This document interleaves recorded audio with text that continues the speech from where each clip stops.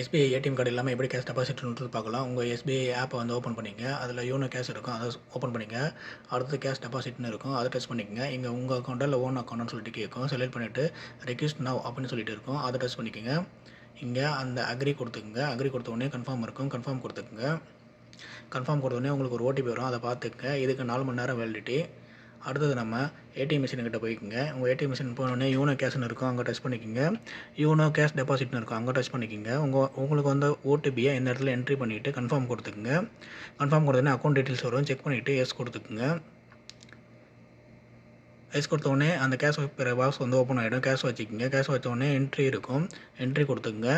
Entry கொடுத்தோடனே உங்கள் cash வந்து கவுண்டிங் ஆகிட்டு இருக்கும். கவுண்டிங் ஆனோடனே டிஸ்பிளேல உங்களுக்கு தெரியும், அது வந்து கரெக்டாக இருக்கான்னு சொல்லிட்டு செக் பண்ணிக்கோங்க.